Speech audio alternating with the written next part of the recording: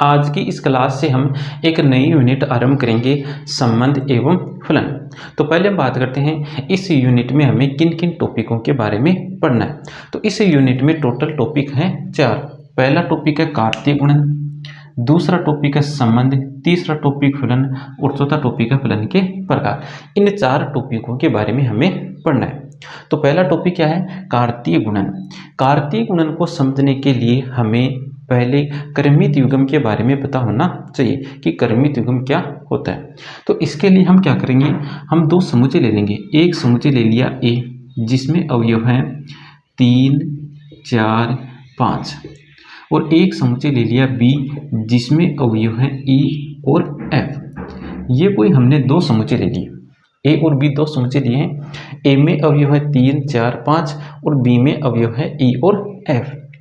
अब हम एक अवयव तो ले रहे हैं ए से, एक अवयव तो किसे ले रहे हैं? ए से, और एक अवयव ले रहे हैं हम बी से। एक अवयव तो लिया हमने ए से और एक अवयव ले रहे हैं बी से। तो हमारे पास टोटल अवयव हो गए 2। टोटल कितने अवयव हो गए? 2 अवयव हो गए। मतलब हमारे पास अवयवों का एक युग्म बन गया, एक जोड़ा बन गया। अब जो अवयवों का जोड़ा बना है उस युग्म को हम कुछ इस प्रकार लिखेंगे कि पहला अवयव तो समुच्चय ए का हो और दूसरा अवयव समुच्चय बी का हो। हमने क्या किया, हमने 2 समुच्चय लिए ए और बी। ए में अवयव है 3, 4, 5, बी में अवयव है ई, एफ। अब हम एक अवयव तो ले रहे हैं ए से, एक अवयव ले रहे हैं बी से, दोनों से एक एक अवयव ले रहे हैं। तो हमारे पास टोटल अवयव हो गए 2। टोटल अवयवों की संख्या कितनी हो गई? 2 हो गई। मतलब हमारे पास अवयवों का एक युग्म बन गया। अब हम उस युग्म को कुछ इस प्रकार लिखेंगे कि पहला अवयव तो समुच्चय ए का लिखेंगे। जो युग्म हम लिखेंगे उस युग्म में पहला अवयव तो हम समुच्चय ए का लिखेंगे और दूसरा अवयव समुच्चय बी का लिखेंगे। मान लो हमने समुच्चय ए का अवयव ले लिया 3 और समुच्चय बी का अवयव ले लिया हमने ई।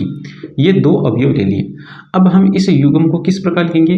पहले लिखेंगे समुच्चय ए का अवयव, उसके बाद लिख रहे हैं समुच्चय बी का अवयव। तो यहाँ पर हमने इस युग्म को लिखने पर, इस युग्म को हमने जब लिखा तो इस युग्म पर हमने प्रतिबंध लगा दिया।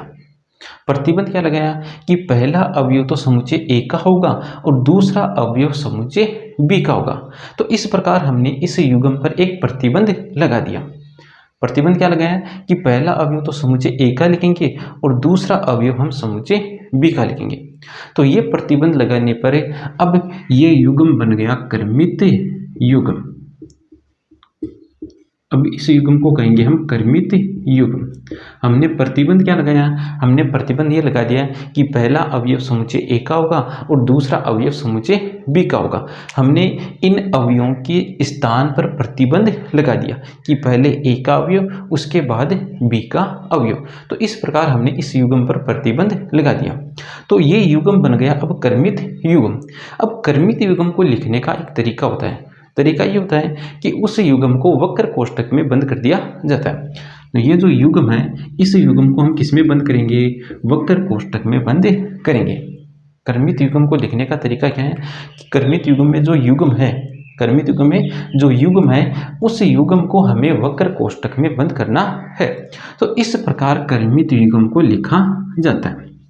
अब प्रश्न ये है कि क्या हम इन दोनों समुच्चयों से के ये एक ही क्रमित युग्म बना सकते हैं या और भी क्रमित युग्म बना सकते हैं? तो जवाब ये है कि इन दोनों समुच्चयों से हम इस युग्म के अलावा और भी युग्म बना सकते हैं। अब वो युग्म बनाना किस प्रकार से है वो देखो। तो हम युग्म इस प्रकार बनाएंगे, पहले हम ए का अवयव लिख रहे हैं, बाद में किसका अवयव लिख रहे हैं? बी का। तो इस ए का एक अवयव पकड़ लो, जैसे हमने पकड़ लिया 3। उसके पश्चात इस बी के अवयवों के साथ बारी बारी से क्रमित युग्म बना दो। जैसे एक क्रमित युग्म बन गया 3, ई। एक क्रमित युग्म बन गया 3, एफ। उसके पश्चात इस अवयव 4 को पकड़ लो और 4 को पकड़कर इसके सभी अवयवों के साथ क्रमित युग्म बना दो।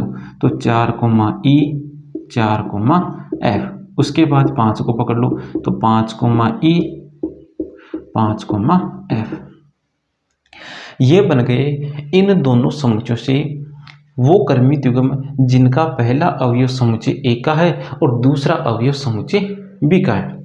तो यहाँ पर हमने वो सभी कर्मित युग्म लिखे हैं, यहाँ पर हमने उन सभी कर्मित युग्मों को लिख लिया जिनका पहला अवयव तो समुच्चय ए का है और द्वितीय अवयव समुच्चय बी का है।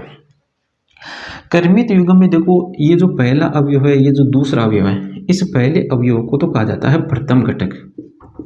सभी में क्या कहा जाएगा? प्रथम घटक। ये प्रथम घटक है, ये प्रथम घटक है, ये भी और ये भी, इनको तो कहेंगे प्रथम घटक। और ये जो द्वितीय अवयव है E F E F E F, इनको कहेंगे हम द्वितीय घटक।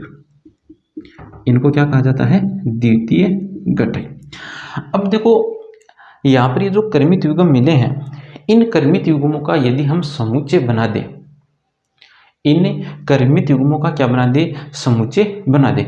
मतलब इन कर्मित युग्मों को हम मजले कोष्ठक में बंद कर दें। ये जो हमें कर्मित युग्म मिले हैं, इन सभी कर्मित युग्मों को हम मजले कोष्ठक में बंद कर दें, तब इस समुच्चय को कहा जाता है ए कार्तीय गुणन बी। इसको कहा जाएगा ए कार्तीय गुणन बी। इस समुच्चय को क्या कहा जाएगा? ए कार्तीय गुणन बी। और ए कार्तीय गुणन बी को लिखने का तरीका होता है ए क्रॉस बी। ए कार्तीय गुणन बी को संकेत के रूप में किस प्रकार लिखेंगे? ए क्रॉस बी के द्वारा। तो यहाँ पर देखो, ये यहाँ पर हमने दो समुच्चयों का कार्तीय गुणन क्या है, और ये कार्तीय गुणन है क्या?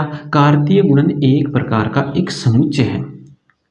दो समुच्चयों का कार्तीय गुणन क्या है? दो समुच्चयों का कार्तीय गुणन एक समुच्चय। और इस समुच्चय में देखो, इस समुच्चय में है क्या? इस समुच्चय में है कर्मित युग्म। इस समुच्चय में क्या है?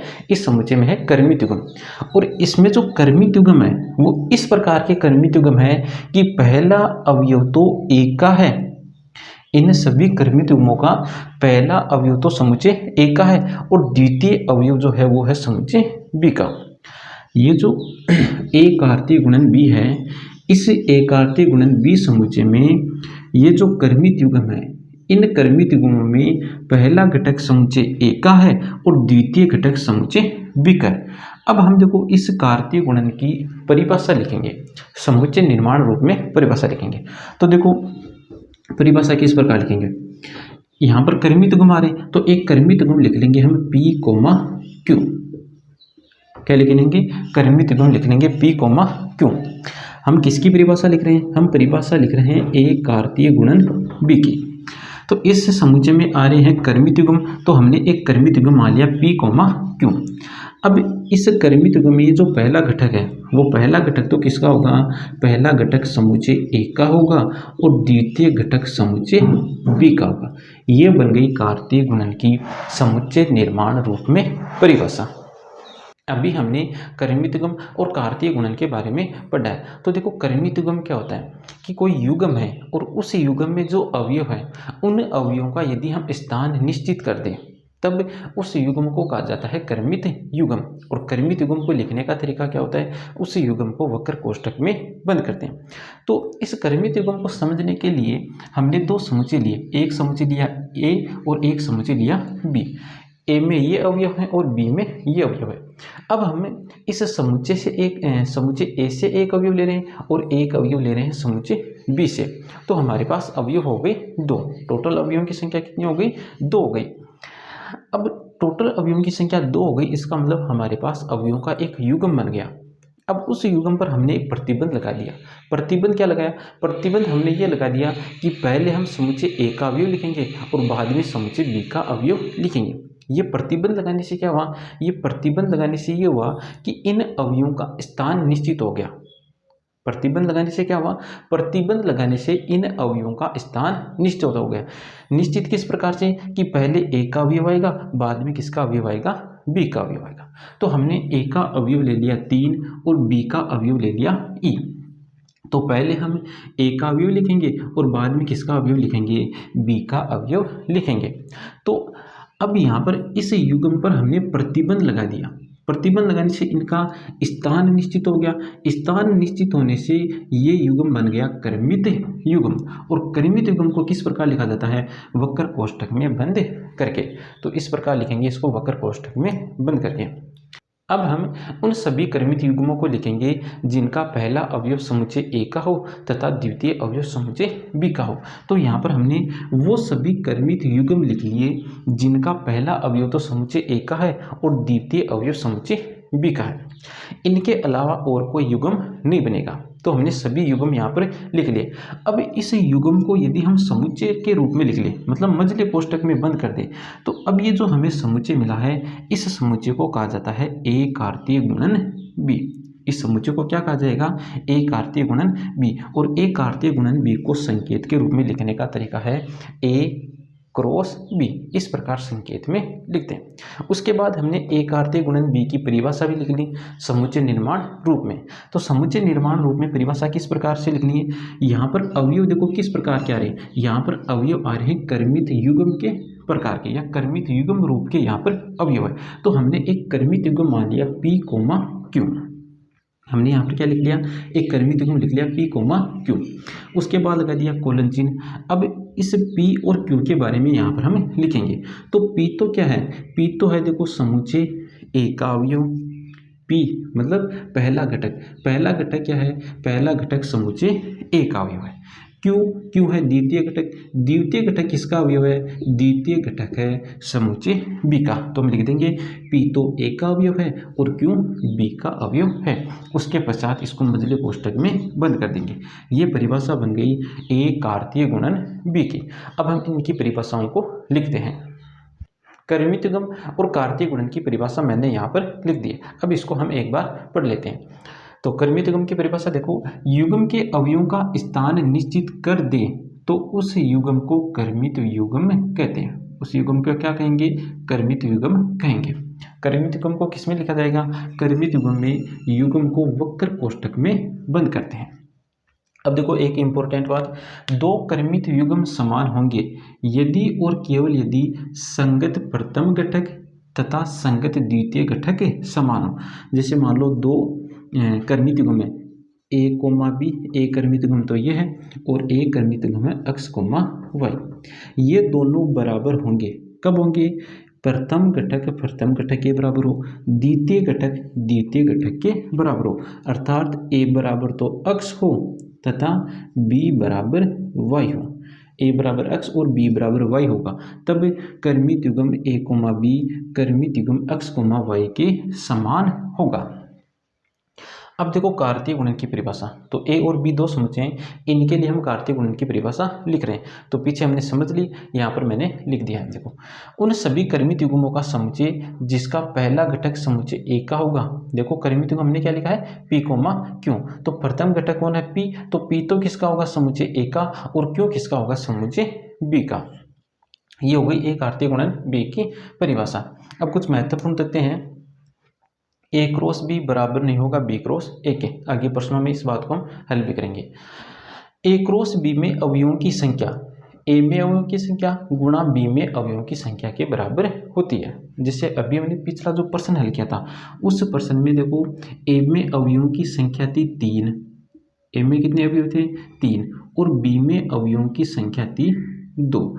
तो ए क्रॉस बी में अवयवों की संख्या होगी ए में अवयवों की संख्या गुणा बी में अवयवों की संख्या। तो ए में अवयवों की संख्या है 3 गुणा बी में अवयवों की संख्या है 2। तो ए क्रॉस बी में अवयवों की संख्या कितनी होगी, 6 होगी। और उस प्रश्न में हमें अवयवों की संख्या भी कितनी मिली थी, 6 ही मिली थी। तो ए क्रॉस बी में अवयवों की संख्या ए में अवयवों की संख्या गुणा बी में अवयवों की संख्या के बराबर होती है। अगली बात देखो, यदि ए बराबर 5 हो, मतलब हम दो समुच्चयों का कार्तीय गुणन करें और इन दो समुच्चयों में से कोई भी एक समुच्चय यदि 5 है, मतलब रिक्त समुच्चय, तो कार्तीय गुणन भी हमें एक रिक्त समुच्चय ही मिलेगा। तो आज की क्लास में इतना ही। आगे हम प्रश्नों को हल करेंगे नेक्स्ट क्लास में।